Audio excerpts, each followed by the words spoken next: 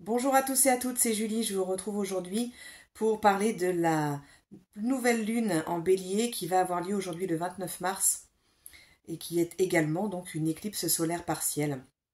Alors je fais cette vidéo en dernière minute, comme vous pouvez le voir, calée sur mes coussins parce que je me suis bloqué le dos et que donc j'ai un peu du mal à rester assise ou debout encore là, depuis que c'est le cas et que donc je vous fais cette vidéo un peu particulière. Alors c'est marrant parce que j'avais annoncé que en 2025 je ferais il y aurait des nouveaux types de vidéos et des nouveaux projets sur la chaîne.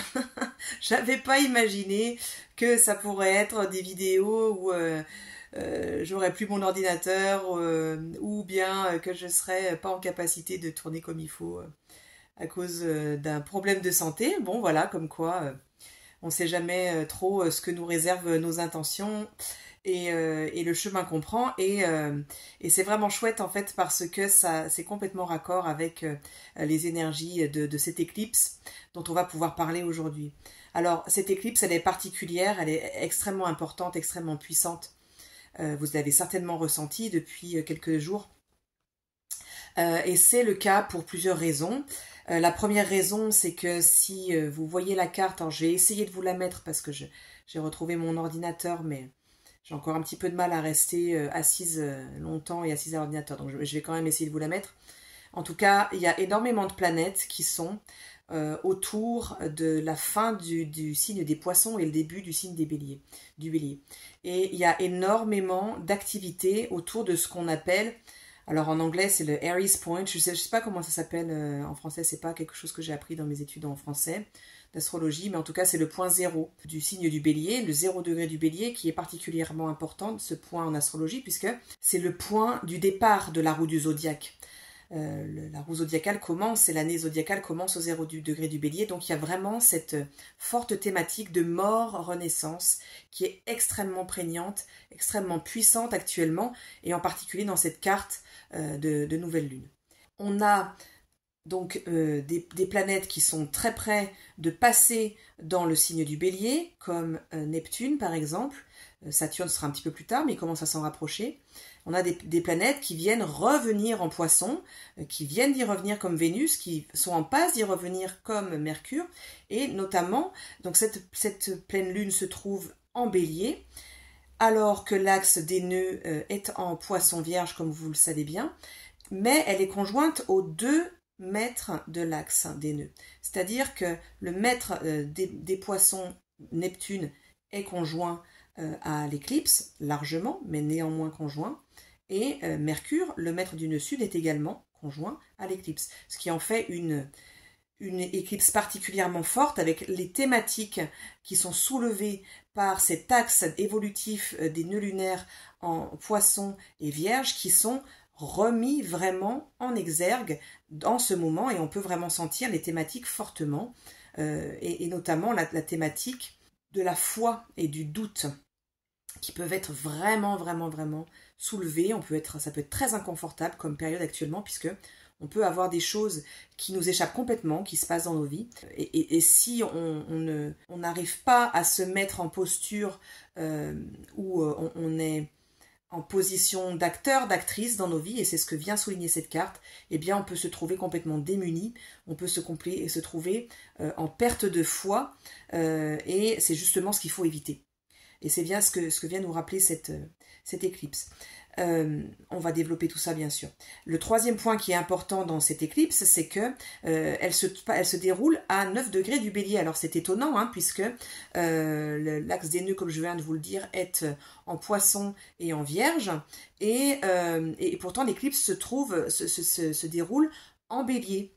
Le soleil et la lune sont conjoints dans le signe du bélier, c'est-à-dire que ce n'est pas dans le signe de l'axe des nœuds lunaires. Alors, pour les personnes pour qui ce n'est pas une évidence, parce que ça n'est pas forcément, si vous n'êtes jamais penché à l'astrologie, une éclipse, c'est un moment où la Lune et le Soleil pour une éclipse solaire sont conjoints très près de un des nœuds, donc le nœud nord ou le nœud sud, et une éclipse lunaire, c'est quand il y a une opposition du Soleil et de la Lune, et à nouveau très près des nœuds lunaires. Donc c'est pour ça qu'on a une insistance sur, ici, l'importance de l'axe des nœuds lunaires.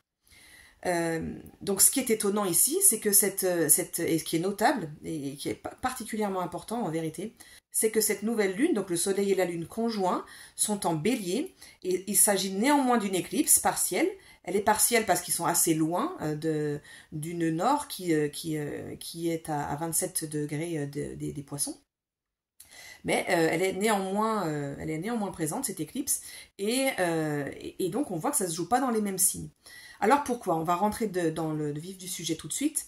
Eh bien tout d'abord, il faut se rappeler qu'une éclipse, une éclipse solaire, il faut se rappeler que c'est un moment où on ne voit plus le soleil, ou en tout cas ici, on ne voit plus partiellement le soleil. Et le soleil, ça représente quoi? Le soleil, ça représente en fait notre élan de vie, notre rayonnement, notre but de vie, ce pourquoi on est là, ce qui nous motive à être en fait sur Terre en ce moment. Et ici, le soleil, il est éclipsé en partie, c'est-à-dire qu'on ne va plus le voir, il va être dans l'ombre. Donc ce qui peut être généré depuis quelque temps, c'est une certaine angoisse, un certain stress, parce que on perd de vue en fait ce pourquoi on est là. On sait plus trop pourquoi on est là en fait, on sait plus trop ce qu'on a à faire, on a peut-être une perte de motivation, une perte d'élan qui peut être conséquente depuis quelque temps, on n'arrive plus à se mettre en action, on n'arrive plus à se mettre en mouvement. Et on a du découragement, on perd de l'envie, et puis on a beaucoup de doutes. C'est complètement possible ici. Alors ça, c'est justifié par, comme je viens de vous le dire, par cette éclipse qui vient masquer le soleil, de façon symbolique, mais néanmoins ressentie. Ça peut aussi s'expliquer par, on a encore énormément d'actions dans le signe des poissons, et les poissons viennent soulever encore cette question de dissolution. En fait, c'est la fin du cycle, donc on est en train de laisser aller quelque chose, on ne sait pas encore où on va, et on a quelque chose qui vient nous poser la question de la foi, justement. À quoi je me raccorde, à quoi je me raccroche, où je vais, c'est complètement flou, je ne sais pas quoi croire, je ne sais pas à quoi me rattacher. On a également, donc comme je vous le disais, beaucoup de planètes qui sont juste avant, juste après ce 0 degré du bélier, qui sont en passe de passer en bélier ou bien de revenir en poisson. Et si vous avez des planètes qui sont, on va dire, entre 28 degrés et 2 degrés, 28 degrés des poissons et 2 degrés du bélier, ou bien à 28 degrés des Gémeaux et 2 degrés du Cancer, 28 degrés de la Vierge, 2 degrés de la Balance, 28 degrés du Sagittaire, 2 degrés du Capricorne, eh bien vous pouvez vraiment ressentir très fortement cette éclipse et ça peut venir vraiment vous impacter fort sur ces notions-là vraiment de doute et de perte d'élan et de plus trop savoir où poser vos prochains pas. Il est possible aussi que vous ressentiez très fort cette éclipse si vous avez des planètes qui sont, et cette éclipse-là, et même vous avez dû passer une période peut-être difficile depuis l'automne dernier, depuis 6 mois, un peu plus de 6 mois. Si vous avez des planètes qui sont à peu près entre 16 et 24 degrés des signes cardinaux, c'est-à-dire Bélier, Cancer, Balance et Capricorne, parce que on trouve Mars qui est dans cette zone-là et Chiron qui est dans cette zone-là, et Chiron il est là depuis plus d'1 an en fait, qui sont là, il y a une grosse stagnation, on va en parler, et il peut y avoir quelque chose d'assez inconfortable, notamment au niveau, possiblement au niveau santé, au niveau physique, où on peut être empêché, n'est-ce pas, dans nos mouvements. Ça, j'en parlerai un petit peu plus tard dans la vidéo. Pour le moment, on va revenir à ce soleil et à cette lune. Alors, pour reprendre un petit peu une métaphore qu'a employée un astrologue que j'aime beaucoup, une éclipse, c'est un petit peu comme quand, avec un doigt, vous appuyez quelque part sur votre corps. Si vous mettez de la pression sur votre corps comme ça, eh bien, ça fait que l'afflux sanguin s'arrête, en fait. Et qu'il y a une partie du corps qui n'est plus irriguée en sang. Et donc, il y a cette espèce de stagnation du sang qui reste à un endroit, qui ne peut pas circuler. Et dès que vous enlevez votre doigt, eh bien, ça se remet à circuler d'un coup. Donc, il peut vraiment y avoir autour de cette éclipse une grosse sensation de stagnation, surtout avec toutes les planètes qui ont été en poisson là depuis ce dernier mois et demi. Et donc, on a vraiment cette impression que ça n'avance pas, ça stagne, on ne sait pas où on va, on n'arrive pas à mettre les choses en mouvement.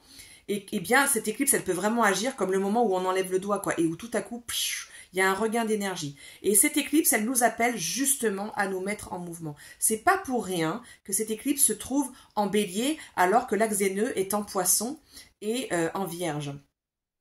Parce que le Bélier, lui, il a besoin qu'on se mette en action. Le Bélier, il arrive sur Terre, c'est le signe de la naissance, et il nous dit, il y a des choses à faire. Et cette action, souvent, elle est irréfléchie, elle est instinctive, et elle vient poser des pas forts, puissants, à un moment où on a besoin juste de se mettre en marche, parce qu'on est né, on est là, on est vivant, et il y a des choses à faire, quoi. Et c'est quelque chose qui est absolument important de prendre en compte, de prendre en considération, c'est que ici, on nous demande de se mettre en action. Parce qu'il y a toujours cette crise existentielle un peu avec le Bélier, où le Bélier, lui, son but de vie, c'est de dire « j'existe ». Et il a besoin de valider son existence, et il la valide en étant en action, en étant en mouvement, en étant là, quoi, en étant vivant. Et il peut y avoir le manque de Bélier, en fait, ça peut se manifester par je n'ose pas justement me mettre en action, je n'ose pas me mettre en mouvement, je n'ose pas exister. Et ça peut être quelque chose qui est très présent ici pour certaines personnes, où on voit bien qu'on n'arrive pas à se mettre en action parce qu'on ne se sent pas légitime d'exister, par exemple. Et ou bien, avec le fait qu'on a quand même cet axe des nœuds qui est dans l'axe Poisson-Vierge, notamment avec la Vierge, nœud sud en Vierge, eh bien, il y a cette idée de la perfection et de l'imperfection. Et avec la Vierge, on peut avoir de la difficulté à se mettre en action quand tout n'est pas encore réglé, tout n'est pas ajusté, tout n'est pas parfait. Et le Bélier, lui, c'est se mettre en action quelle que soit la forme, en fait, tant pis si c'est brouillon. Et ça peut poser problème dans cet axe Vierge-Poisson. Et justement, le Bélier vient nous dire, c'est ça la vie, c'est ça l'évolution, c'est de se mettre en mouvement et d'oser se mettre en mouvement, même si on a le doute avec les Poissons, on ne sait pas trop où on va, c'est pas sécurisé, c'est pas sécurisant. Il y a du danger toujours qui est inhérent avec le chemin du Bélier. Il y a des risques. Et le Bélier, une de ses qualités fondamentales, c'est le courage. C'est le courage de se mettre en action, même quand on ne sait pas où on va, même quand on ne sait pas où les pieds qu'on va poser, les pas qu'on va poser, vont avoir comme conséquence. Et ce qui est inhérent au Bélier aussi, c'est que, eh bien, on crée du lien de cause à effet. Et quelque part, si on se place sous la loi du karma, eh bien forcément, on crée du karma, quel que soit le choix qu'on fait. Ça va pas être parfait, il va y avoir des obstacles, il va y avoir des conséquences. Il va falloir qu'on agisse en fonction du karma, des conséquences qu'on est en train de créer. Alors karma, c'est pas des choses carrément horribles forcément, quoi. Mais forcément, par nos choix, nos actions qu'on pose, ça crée forcément des incidences, ça crée forcément des situations auxquelles il va falloir qu'on se confronte et auxquelles on n'aurait pas eu à se confronter si on avait fait un choix différent. Et ça peut paralyser le Bélier quand il n'est pas assez assertif, quoi. Et l'idée ici, c'est de dire, le Bélier nous dit, mettez-vous en action, même si c'est brouillon. Il y a besoin de votre action, c'est vous qui vous mettez en mouvement, c'est vous qui décidez de la voie que vous empruntez, il faut marcher votre chemin. Et ça vient contrebalancer cet excès de Poisson qui est possible de c'est trop flou, je ne sais pas où je vais, donc j'attends que ça s'éclaircisse, d'une part. D'autre part, possiblement, cette distorsion des Poissons qui peut être de l'ordre de... les Poissons, dans leur grande générosité, dans leur grand altruisme, dans leur grande capacité à se mettre à l'écoute de l'autre, il y a vraiment cette empathie, cette compassion qui est là. Et il peut y avoir le truc idéaliste avec le Poisson de Dieu me dira où je dois aller. La voie va s'ouvrir. C'est l'excès de foi dans le sens où l'action va venir de Dieu, l'action va venir de l'univers, moi j'attends, je reste immobile et c'est l'univers qui va me dire où je vais et c'est l'univers qui va faire que je vais me mettre en mouvement. Et ça peut mener à quelque chose de complètement immobile et justement à un évitement, en fait, un évitement spirituel. Je ne fais rien car Dieu va faire pour moi en fait. Hein, vous savez, c'est cette fameuse blague du prêtre qui est au Mont-Saint-Michel et puis la marée monte, il est coincé dans le sable et on lui propose de le sortir des sables mouvants et on lui dit non, Dieu va me sortir de là. Il répond non, c'est bon, Dieu va me sortir de là, vous inquiétez pas. Alors les gens partent et puis les pompiers arrivent et ils disent mais on va vous sortir de là, monsieur, venez sur notre bateau. Non, non, non, non, Dieu va me sortir de là. Puis l'armée vient avec son bateau et dit bon, on vous emmène. Non, non, non, non, laissez-moi là, Dieu va me sortir de là. Et puis la marée continue à monter et puis il se noie. Puis quand il arrive au ciel, il dit à Dieu, bon ben qu'est-ce que t'as foutu quoi? Je croyais que tu allais me sauver. Et Dieu, il fait, mais je t'ai envoyé des promeneurs, je t'ai envoyé les pompiers, et je t'ai envoyé l'armée, et toi, t'as pas fait le pas pour aller vers une de ces 3 solutions. Donc, je suis venu. Donc voilà, l'idée, c'est ça en fait, c'est de pas attendre que l'univers fasse à notre place. Le bélier nous dit ici, il est crucial de se rappeler que c'est nous les co-créateurs avec Dieu. Dieu, il va pas faire à notre place. L'univers, il va pas faire à notre place. On va pas nous sauver. C'est à nous de marcher notre chemin. Même si c'est pas parfait avec le pendant vierge de l'axe, même si c'est pas abouti, il faut avancer. Et je vais pouvoir avancer. Je peux poser les pas. Je peux me mettre en action. Je peux me mettre en mouvement. Et je peux le faire. Et je peux dépasser et gérer les obstacles que ça va générer systématiquement sur mon chemin, automatiquement. Donc ici, c'est pas pour rien qu'on a cette dernière éclipse en bélier alors qu'on a entamé ce cycle poisson-vierge, comme vous pouvez le voir. La foi est nécessaire, l'amour est nécessaire, mais notre participation est requise et même essentielle. Ce qui va également dans ce sens-là, comme je vous le disais, c'est le fait qu'on a Chiron qui est également en bélier. Chiron en bélier, il vient nous parler de la blessure existentielle, justement. Je ne mérite pas d'exister. Et ça peut se manifester dans l'action, ça peut se manifester tout à fait aussi dans le corps avec le bélier. Et il se trouve que Chiron, ici, il est en carré à Mars, qui est le maître du bélier, donc également le maître de l'éclipse ici. Mars qui est toujours en cancer, qui commence à reprendre petit à petit de la vitesse, qui est repassé direct il y a un petit moment maintenant, et qui est en train de commencer à se rapprocher à sa dernière opposition à Pluton, mais ça on aura l'occasion d'en reparler. Mais il y a de l'intensité ici, il y a beaucoup d'intensité bélier qui est présente, et il est donc en carré, encore une fois en carré avec Chiron. Il a commencé son premier carré à Chiron en octobre dernier, et il est en train de faire son dernier carré à Chiron ici pour l'éclipse, qui va se desserrer d'ici le milieu du mois d'avril, quoi. Donc on a vraiment ici, c'est ce que je vous disais, si vous avez des planètes vers le milieu des 4 signes cardinaux, on va dire entre 16 et 24 degrés, eh bien vous pouvez vraiment ressentir quelque chose d'hyper inconfortable, d'entravement dans l'action, d'entravement dans le mouvement, qu'il soit physique ou qu'il soit symbolique, qu'il soit dans les actions qu'on pose, avec ce carré Mars-Chiron, et quelque chose de l'ordre de je n'arrive pas à poser mes pas parce que je ne me sens pas suffisamment sécure. Mars en cancer. Et Mars, il a travaillé depuis toute sa rétrogradation, on en a parlé longuement, justement cette notion de se sentir sécure, de créer des espaces sécures à l'intérieur pour pouvoir en créer ensuite à l'extérieur et avoir des espaces comme ça où on peut se mettre en mouvement et où on est entouré et où on est autonome dans nos besoins émotionnels et on peut donc créer des espaces sécures à l'extérieur de soi puisqu'on est sécure en soi, on s'est suffisamment construit à l'intérieur de soi, on est droit sur notre axe vertical et on est capable de faire face justement, ce qui va venir alimenter ce que nous propose cette éclipse, de se mettre en mouvement, de se mettre en action parce qu'on a pu travailler tout ça.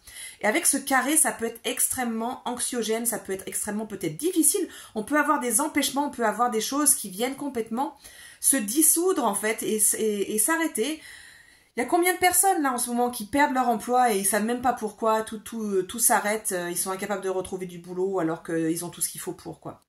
Il y a des choses qui s'effondrent ici avec ces fins de cycle qui sont en poisson et qui vont continuer à être inconfortables jusqu'en février 2026 puisque Saturne, qui est encore en poisson, est en train de se rapprocher de Neptune. Il ne le rejoindra vraiment pour recommencer un nouveau cycle avec Neptune qu'en février. Il va rester balsamique, c'est-à-dire juste avant sa conjonction avec Neptune, toute l'année 2025.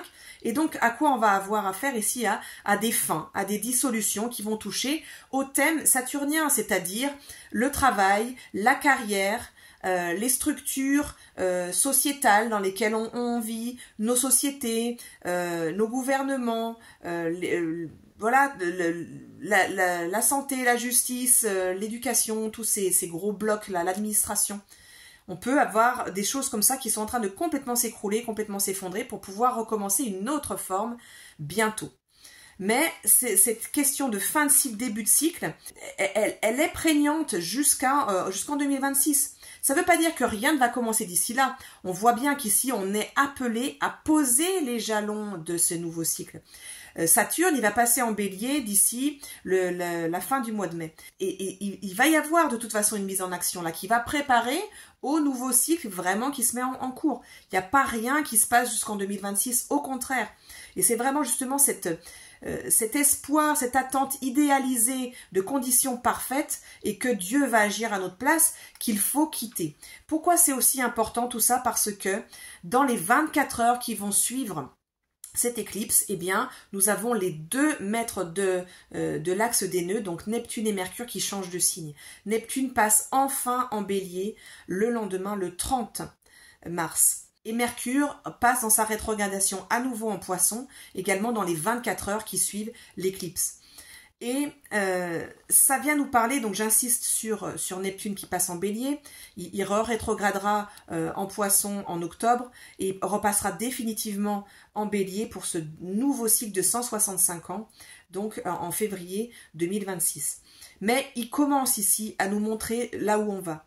Et dans l'idéal, dans la version la plus aboutie, la plus élevée, Neptune en bélier, c'est le guerrier spirituel qui vient mener en fait vers quelque chose de très élevé et qui vient vraiment défendre et soutenir tous ceux qui sont dans le besoin, toutes les personnes qui sont en faiblesse et qui ont besoin qu'on les soutienne. Et Dieu sait que dans l'époque qu'on est en train de vivre, des personnes qui sont en souffrance, des personnes qui ont besoin qu'on les aide, il y en a un paquet quoi. Et en bélier, on est en lien vraiment avec nos besoins fondamentaux, nos besoins vitaux. Et donc, se mettre au service de manière spirituelle, puisqu'on a vraiment toujours cette notion de service, autant avec Neptune qu'avec le nœud nord en Poisson, c'est pas forcément proposer de la méditation, proposer des choses qui peuvent paraître intangibles et très élevées spirituellement, de manière éthérée un peu quoi. C'est pas forcément enseigner de la spiritualité.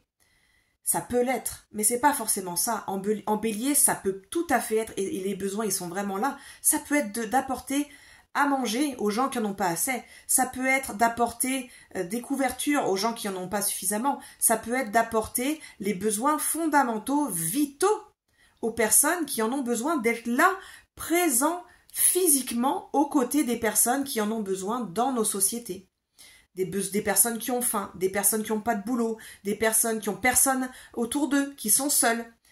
Et ça, en fait, le bélier vient nous rappeler que une des façons d'incarner la spiritualité de manière la plus directe et peut-être la plus élevée, c'est de subvenir aux besoins de ceux qui en ont besoin autour de nous. Et que c'est un but spirituel très élevé. Par exemple, venir faire le ménage et venir aider à se lever une personne qui n'en est pas capable, eh bien c'est un métier qui peut être hautement spirituel.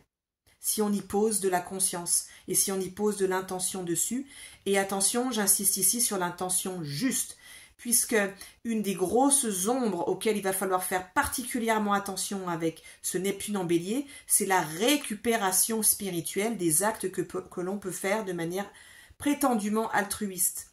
Et de venir poser des intentions prétendument spirituelles et prétendument altruistes sur quelque chose qui vient juste servir notre ego. Ça peut être complètement un détournement de Neptune en bélier. Alors ça peut être tous les égos spirituels, mais ça peut se retrouver dans n'importe quoi en fait. Tous les actes sociaux qui ont une vocation sociale, mais qui en réalité sont juste de la récupération en fait, qui sont juste des faire-valoir en fait. Eh bien, tout ça va être une grosse ombre à surveiller. Chez nous, et aussi à l'extérieur des personnes qui se mettent en mouvement pour des causes et qui ne le font peut-être pas forcément toujours pour des raisons très très ajustées. On aura l'occasion d'en reparler, mais évidemment, Neptune en bélier va pouvoir possiblement idéaliser, avec Neptune, tous les concepts béliers. Alors les concepts les plus, on va dire, nobles sont ceux qu'on vient de nommer, c'est-à-dire se mettre au service des causes de ceux qui en ont besoin, en fait, de défendre ceux qui en ont besoin. L'ombre est possiblement d'idéaliser eh bien les concepts les plus sombres du Bélier, c'est-à-dire notamment le conflit et la guerre. Alors bon, je ne vais pas rentrer dans des considérations géopolitiques, je pense que vous êtes suffisamment conscient de toutes les tensions géopolitiques qui ont cours ici et là dans de nombreux pays, y compris un certain nombre de pays dont on ne parle jamais. Hein. Il y a un certain nombre de pays qui sont au bord de la guerre civile dans le monde actuellement pour des soulèvements sociaux qui veulent justement faire valoir, et là c'est raccord avec ce Pluton en Verseau, des droits plus justes et plus égaux pour eux. Il peut y avoir des choses très très très dures et on peut essayer de trouver avec cette déformation, cette distorsion de Neptune en Bélier, des justifications spirituelles et élevées à la guerre et au conflit, quoi. Et l'idée, ça va être comment on peut ne pas se faire embarquer là-dedans.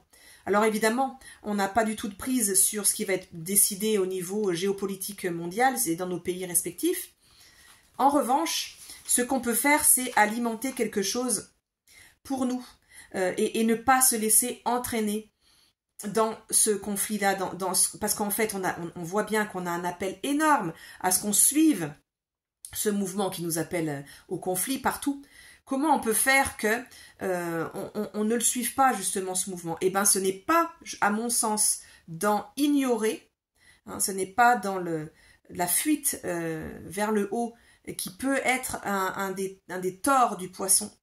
Mais je pense que c'est au contraire de revenir alimenter au jour le jour une posture juste dans nos actions, encore une fois avec cette éclipse en Bélier, mais qui vient poser quelque chose de « c'est pas de ce monde-là que je veux, c'est autre chose que je veux » et je le crée. Je le crée concrètement et j'envoie mon énergie là-dedans, pas juste en pensée. Alors, les prières et les intentions, c'est très bien et si ça marche pour vous, faites-le. Surtout, n'arrêtez pas de le faire et je pense que poser des intentions pour qu'il y ait des résolutions pacifiques à tous ces conflits qui pointent le bout de leur nez, eh bien, ça peut faire que du bien, mais pas que. Hein, on a vraiment une insistance sur l'action. Comment, dans ma vie personnelle, je n'alimente pas les conflits et je me pose en posture qui soit juste pour moi. Il ne s'agit pas de se laisser piétiner non plus. Hein, et je m'affirme, j'affirme peut-être parfois fermement, mais dans des choses qui sont pour moi, pour ce qui est juste, pour moi et à l'extérieur de moi, et non pas contre l'autre. Puisqu'on sent bien qu'il y a beaucoup d'intolérances qui sont montantes ici et qu'on nous incite quand même beaucoup à alimenter et à soutenir. L'idée, c'est de surtout pas basculer là-dedans, de notre discernement, ne sud en vierge, pour pouvoir alimenter ce qui est juste et les postures qui sont justes. Voilà. J'espère que cette vidéo vous aura été utile. N'hésitez pas à la partager autour de vous, à alimenter l'algorithme avec des pouces en l'air, avec des commentaires, en vous abonnant si ce n'est pas toujours le cas. Merci de soutenir la chaîne avec tous ces petits gestes. Et je vous dis à très vite pour une nouvelle vidéo. J'espère debout avec des bonnes conditions de tournage. À bientôt.